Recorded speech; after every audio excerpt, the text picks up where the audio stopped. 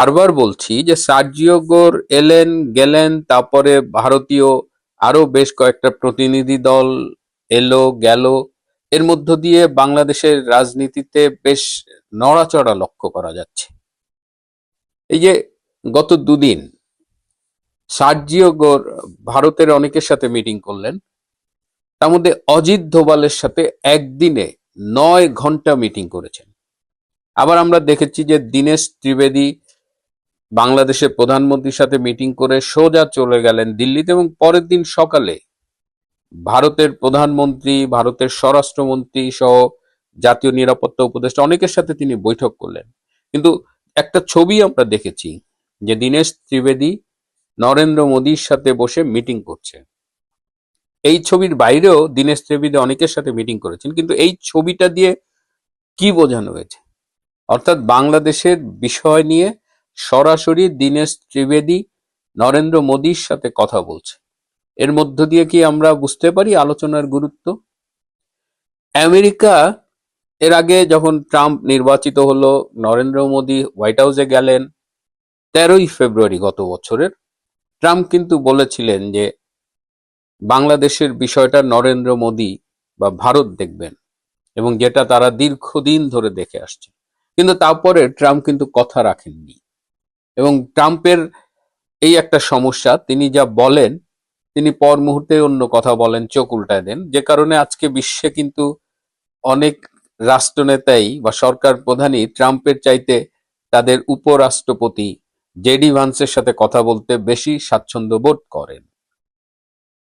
এখন আমেরিকা আবারও ইন্ডিয়ার সাথে খুব ঘনিষ্ঠতা গড়ে তুলছে, এবং আমেরিকা এই মুহূর্তে ইরান থেকে একটা সম্মানজনক এক্সিট চায়। ইরান যুদ্ধে যেভাবে জড়িয়ে গেছে আমেরিকা, এবং প্রতিদিন যেভাবে আরো খাদের মধ্যে পড়ছে, তাতে আমেরিকার ভেতরে যেমন ট্রাম্প অজনপ্রিয় হচ্ছে, আমেরিকার অর্থনীতির উপরে যেমন চাপ পড়ছে, তেমন সারা বিশ্বে একটা সমস্যা কিন্তু তৈরি হচ্ছে।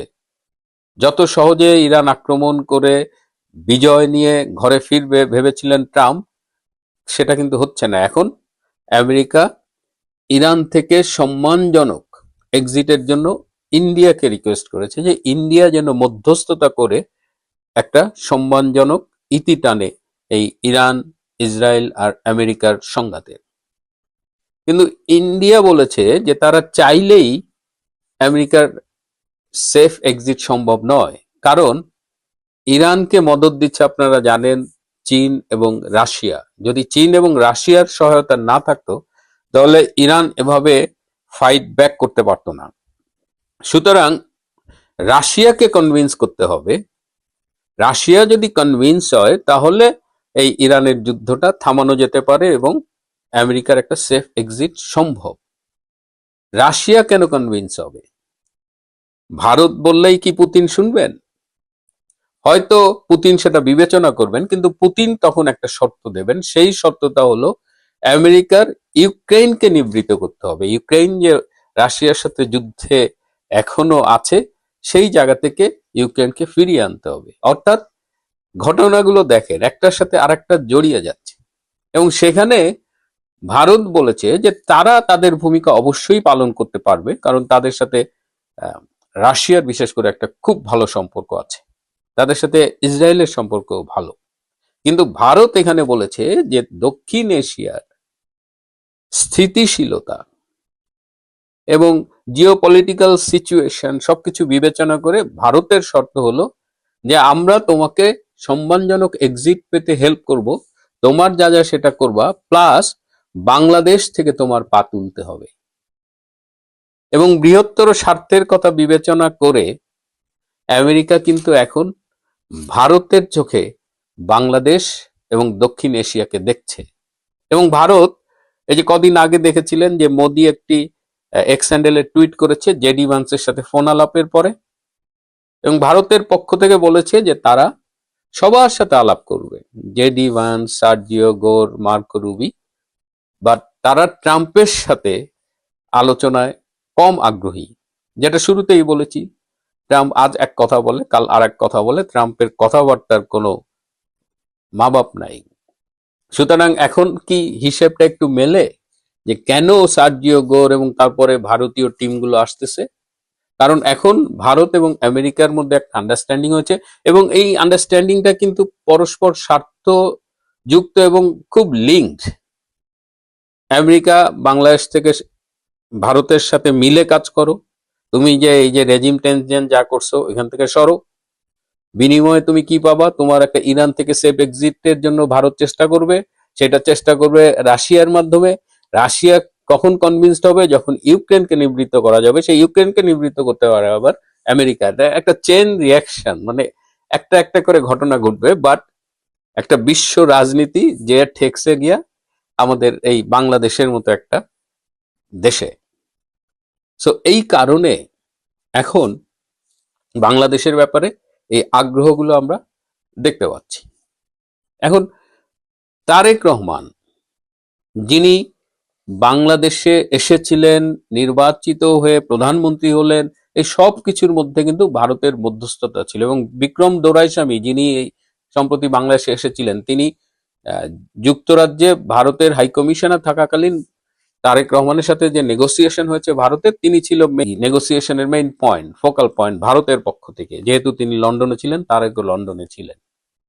তো এখন কথা ছিল এপ্রিলের মধ্যে তারেক রহমান কিছু শর্ত মেনে নেবেন, গণতান্ত্রিক পরিবেশ, ইনক্লুসিভ ডেমোক্রেসি, আইসিটির নামের এই বিতর্কিত আদালতের যে প্রহসনের বিচার চলছে। কিন্তু তারেক কোনো কথা রাখেননি। তারেক তার স্বরূপ দেখিয়ে দিয়েছেন ভারতকে, সে যে ঠিকই ওই তুরস্ক, পাকিস্তান, তার সেই অরিজিনাল বেল্ট এবং টু সাম এক্সটেন্ট চীন, এদের সাথে গিয়ে মাখামাখি শুরু করছে। তো এখন ভারত কিন্তু আর সেই যে কন্ডিশন দিয়ে তারেক রহমানকে বাংলাদেশে ক্ষমতা আসতে সহায়তা করেছিল, সেই জায়গাটায় ভারত আর নেই। তারেক রহমান এখন চাইছে যে নতুন করে নেগোসিয়েশন শুরু করতে। তারেক রহমানের নেগোসিয়েশন গুলো কি? তারেক রহমানের নেগোসিয়েশন হলো 2027 সালে এই আইসিটির এই মামলা টামলা এগুলো সে স্থগিত করবে। 2028 সালে বাংলাদেশ আওয়ামী লীগের কার্যক্রমের উপর থেকে নিষেধাজ্ঞা তুলে নেবে। পরবর্তীতে তার সুবিধাজনক সময়ে, তার সরকার যখন খুব ভালো অবস্থানে থাকবে, সেই সময় সে একটা নির্বাচন দেবে, সেটা 2030 বা ওরকম সময়ে যখন ডিউ হয়। কিন্তু তারেক রহমানকে এখন আর এই নেগোসিয়েশনের সুযোগ দেওয়া হবে না। তাকে স্পষ্ট জানিয়ে দেওয়া হয়েছে যে যেহেতু সে তার স্বরূপ উন্মোচন করেছেই, সুতরাং এখন আর নেগোসিয়েশন নাই, এখন তাকে কি কি করতে হবে সেটি বলে দেওয়া হয়েছে। এই যে এত দৌড়ঝাঁপ, এর মধ্য দিয়ে তারেক রহমানকে বলে দেওয়া হয়েছে যে 22 সেপ্টেম্বর এই আইসিটির এই প্রহসনমূলক বিচারের এই খেলা বন্ধ করতে হবে এবং শেখ হাসিনাকে বাংলাদেশে পূর্ণ নিরাপত্তা দিয়ে ফিরিয়ে আনতে হবে। তারেক রহমানের সামনে এখন দুটো পথ, এই দাবিগুলো মেনে নেওয়া এবং বাংলাদেশে ইনক্লুসিভ ডেমোক্রেসি চালু করা, অর্থাৎ আওয়ামী লীগের কার্যক্রমের উপর যে নিষেধাজ্ঞা সেটি তুলে নিতে হবে। তার মানে এই বিচার বিভাগের স্বাধীনতা, আইসিটির এই প্রহসন বন্ধ করা, শেখ হাসিনার নিরাপদ প্রত্যাবর্তন, শেখ হাসিনার বিরুদ্ধে যে মামলাটা রায় দেওয়া হয়েছে, এইসব রায় বাতিল করতে হবে, এসব মামলা তুলে নিতে হবে, আওয়ামী লীগের নেতাদের মামলা তুলে নিতে হবে। এইসব মিলিয়ে একটা প্যাকেজ। তারেক রহমান এই দাবি মানতেও পারেন, নাও মানতে পারেন। তিনি যদি মানেন, বাংলাদেশে একটা গণতান্ত্রিক পরিবেশ ফিরে আসবে, সেখানে সবাই মিলে সিদ্ধান্ত নেবে, প্রয়োজনে একটা নির্বাচন হবে।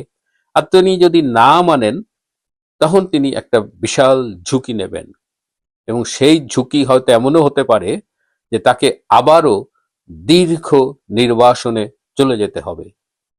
এখন তিনি এই ঝুঁকি নেবেন কিনা।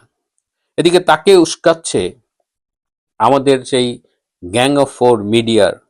আপনারা মতিউর রহমান চৌধুরীর লেখাগুলো দেখবেন, প্রথম আলো, ডেইলি স্টারের রিপোর্টিং দেখবেন, নুরুল কবিরের লেখাগুলো দেখবেন। তারা এই যে ব্রিক্স সম্মেলনে তারেক রহমান যাবেন, এটা মোটামুটি ডিসাইডেড, সেটাও কিন্তু তারা নিবৃত্ত করার জন্য আপ্রাণ চেষ্টা করছে। তারা বলছে তারেক রহমানের যাওয়া ঠিক হবে না। এখন তারেক রহমানই সিদ্ধান্ত নেবেন তার রাজনীতির ভবিষ্যৎ।